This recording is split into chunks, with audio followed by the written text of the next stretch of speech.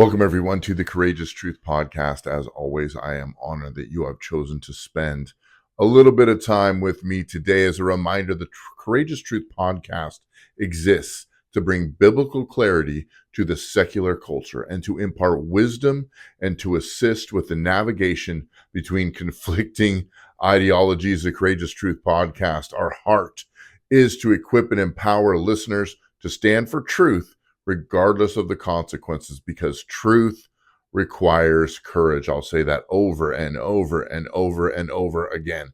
Truth requires courage. I was sent an email early this morning from a good friend, and I'm going to read some of these things that he asked me. He's a elderly gentleman, former principal, but he sent me these questions. And in the email he said, 4 years ago, 5 years ago, these were not questions I was asking, but now they are questions we are asking. And I think they're important questions to realize that we are asking. Let me just read them here. Is it true that we are truly becoming a third world nation? Is it true that the national debt, $3.4 trillion, is not a problem? Is it true that white people are racists? Is it true that climate change is a crisis? Is it true that the COVID-19 vaccine will protect us? Is it true that the deep state exists? Is it true that our elected leaders really have our best interest in mind? Is it true that we can trust the media? Is it true that we can trust our children's teachers and our children's schools with their education? Is it true that the legal system would give me a fair trial? Would I be innocent until proven guilty? Is it true that I have the right to defend myself if I'm being threatened? Is it true that abortion is truly a women's issue, or is it something bigger? Is it true that more government will make my life better and happier? Are Christians, are Jews really responsible for so many of the problems in our world today? Now, if you break down all those questions, ask those questions, consider those questions, I'm sure to you as an individual, a few might pop out to you that would be more relevant or more responsive to you as someone to think about. Which one is the one that gets your heart the most? Which one are you asking? Which one did you think you didn't ask? And to me, there's a few of them. Number one was, can I trust the media to tell me the truth? I think we've been conditioned our whole lives to trust what the media tells us. And I want you to take a listen to this clip between Tucker Carlson and Ben Carson. And he makes some statements here that are alarming, but they're true. And I want you to consider these things. Do you think that she can win? Absolutely. She can win. This is going to be a great test of the power of the media to take someone who formerly was universally disliked and transform them into a godlike figure. And they will use everything that they have to try to do that.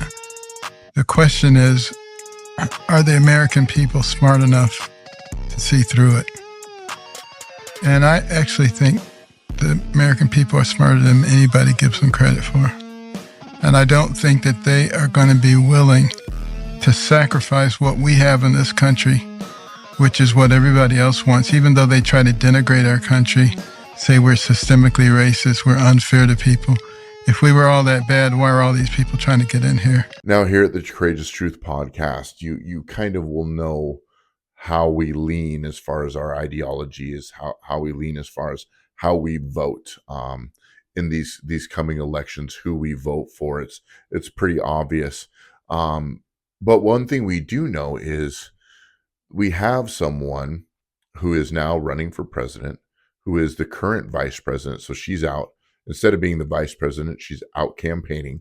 I'm not quite sure where our president is. And if those two people, one's on the campaign trail and one is kind of MIA, then we know either no one's running the country or the people who have been running our country all this time are just doing what they normally do on a day-to-day basis. So what we are being fed by the media, that we have this new arising diamond in the rough in Kamala Harris, is not what it truly is. We are going to begin to see the power of propaganda in our nation. And look, both sides do it, but we're going to see the media's power of propaganda coming up here, and it's going to be up to us to discern what is true and what is not. There's a picture. Look at this picture right here. This is a picture, I believe, of Kamala Harris getting off an airplane to crowds of people.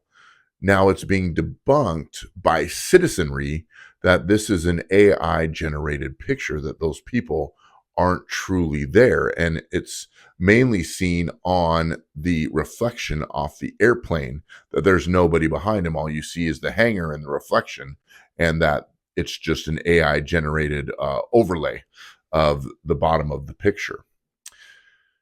Now, while that's true or not, I tend to think that it is kind of generated, but we're going to begin to see the power of the propaganda media, and we're going to see how many people truly believe it because they want to believe it. If you look at the beginning of the credits that roll onto the Courageous Truth podcast, there is a quote right there that says people don't want to be. In fact, let me pull it up here. I don't have it. I'm so sorry. I'm going to pull it up. I know it's an awkward moment, but I want to read what it says. I have to pull it in here through my notes. It's by Friedrich Heidsieck. It says people don't want to hear the truth because they don't want their illusions destroyed. That's Friedrich. You can see that in the very beginning of the rolling credits of this podcast right here, because they don't want their delusions destroyed. Okay. We have got to know what the truth is and not be fooled by anything else. Okay. As conservatives, their big attack on us, the left's big attack on us, is our presidential candidate. That's who we have going for us, but he doesn't define us. He works for us. It is his job, okay, to conform to our ideology, to our way of life, because he is a public servant. And we can't figure that out because they've been pushing this word democracy. They're trying to change the language and say America's a democracy. We have to protect democracy. No, we are not. We are a republic where the people are in charge. We want to put a leader in place who is capable of doing all these things that he promises us he can do. And I'm going to pull up some of these campaign promises here in just a moment. But when we get ready to vote, and that's kind of where I'm trying to get at today, is when we get ready to vote, and we need to vote early, by the way, federally and locally. Here in Washington State, we need to gear up and get ready to vote. But we need to vote on 4 things, I believe. We need to vote on policy. We need to vote on promises. We need to vote on party. And we need to vote on ideology. One thing we don't need to vote on is personality. Okay. Policy: what regulations will be implemented if this candidate gets into place? We need to know those policies. Okay. And do they have a track record of implementing the policies that they say in their political career up until this point? Okay. And then promises: what do they say they're going to do? Do they have the integrity to do what they say they're going to do? Are they coming up with promises that they believe will benefit the people, their constituents, their voters, and then the people, that don't vote for them? Okay, like we have 2 presidential candidates. We need to look at them both. Okay, there's 50-50 chance that our guy isn't going to get in, or your guy's not going to get in. We need to know, and if that person gets in, guess what? They represent our nation. And we still need to hold them accountable. We still need to know what their policies are. We're not voting for God. We're voting for a political servant. And then we need to know the party. What are the party policies? What are the policy beliefs? Democrat, Republican, Independents. What do they believe? What is their key goals? What do they want to accomplish? Okay, the Republican and the Democrat parties are vastly different. If you go to their websites, they are vastly different. Okay, The Republican side will have a lot of ideological and practical policies and things they want to implement, some strategies. And you go to the Democrat Party, and it's just kind of a lot of feelings and how they want to include everybody, and a lot of emotional pandering is what the Democratic Party does. Go to their website. And then finally, ideology. And I think that this is the most important. I've said it a few times. I'll continue to say it. We're voting for ideology in our nation. We're voting for the person that's going to push forward an ideology. We have two vastly different presidential candidates as far as ideology goes. Okay, we have a Republican candidate who is pushing patriotic, normal family values. And then we have the progressive left who is pushing a lot of DEI, a lot of inclusion as far as LGBTQ goes. A lot of their voting base is LGBTQ, is trans. And so they want to pander to them and to that way of life. Okay, well, that affects the rest of the nation. Okay, if we become a nation of transgender people, our nation is going to be very weak and very confused and very unstable in every area of our nation. So we have to vote for a strong ideology. And I want to take a moment and I want to read a couple of these campaign promises.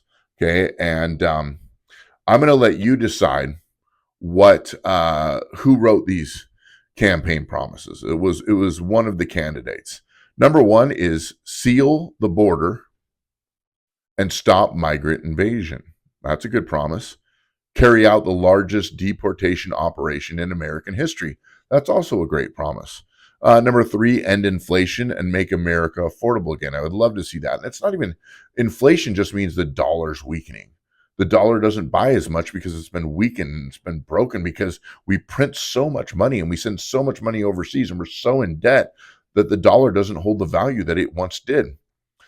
Make America the dominant energy producer in the world by far. I believe we have the resources to do that, and we can be benevolent with that, and then we can also be economically sound with that. Large tax cuts for workers and no tax on tips. Okay, I've heard both parties say that. I think tips are a gift. What are we taxing those for? Are we that if we need to tax tips, what are we sending money to Ukraine for? Just a thought. Number 7, defend our Constitution, our Bill of Rights, our fundamental freedoms, including freedom of speech, freedom of religion, and the right to keep and bear arms.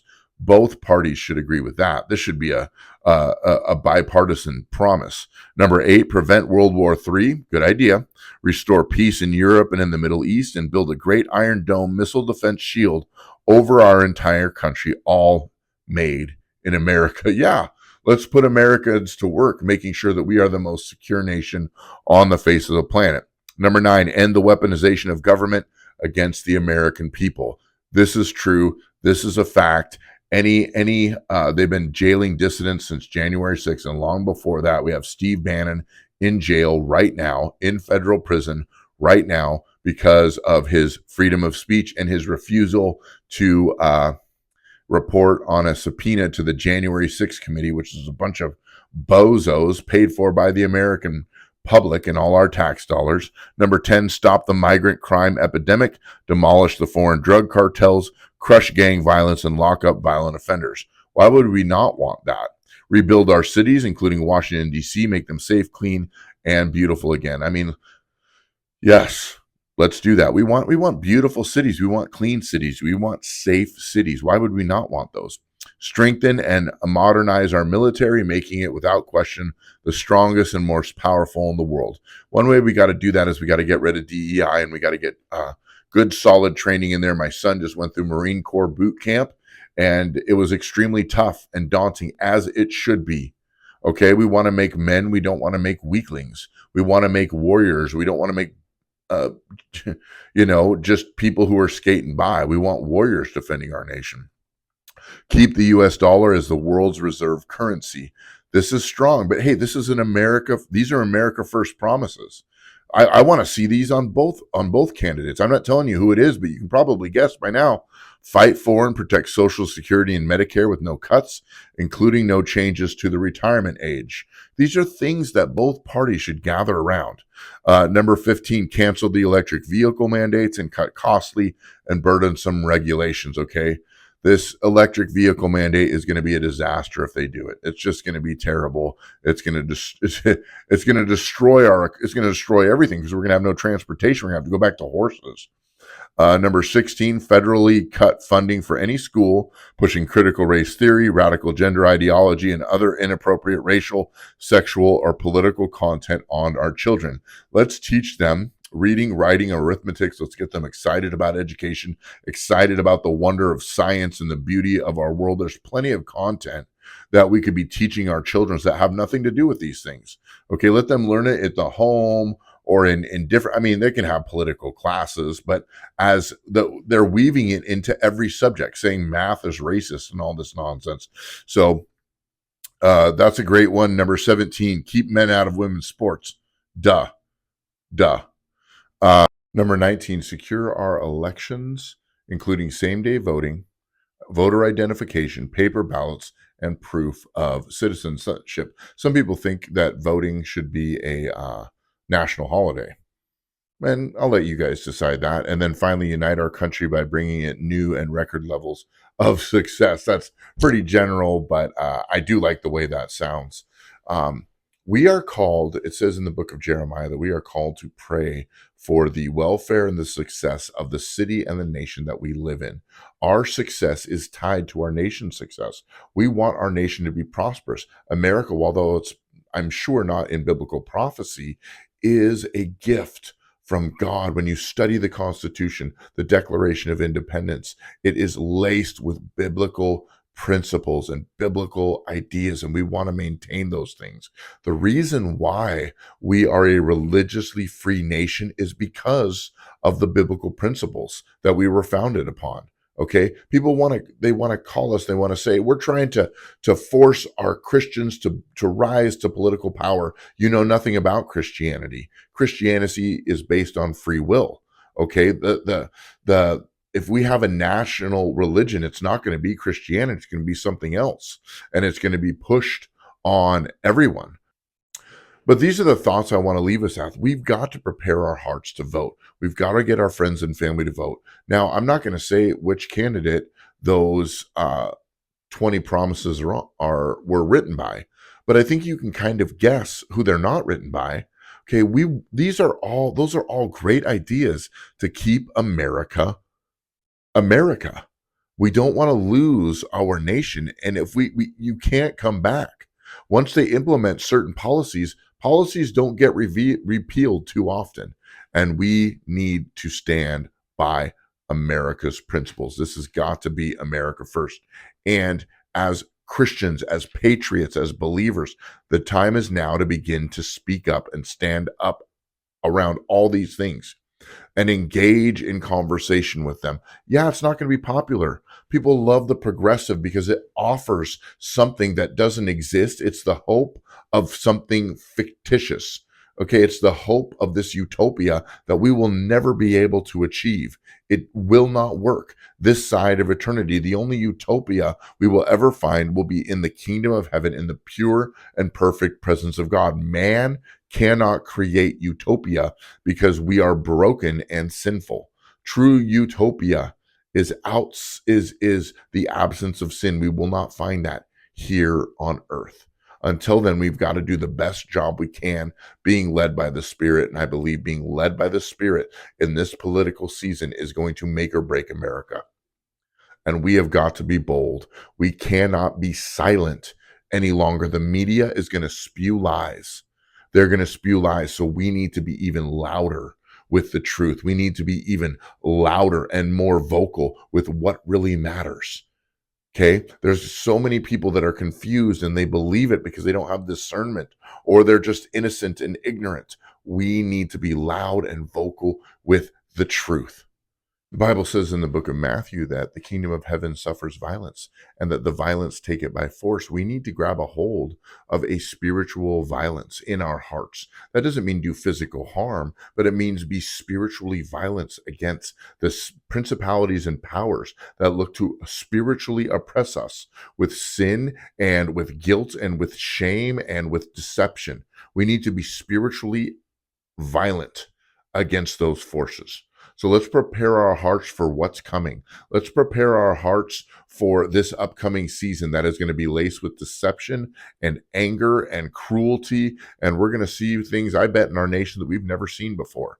And let's be discerning through all those and keep our eyes on Scripture so we know what's true and what is false. So God bless you. Thank you all for tuning into this episode of the Courageous Truth Podcast. I look forward to seeing you next time right here. So God bless you. Continue to take a courageous stand for the truth, because remember, truth requires courage. And I will see you next time.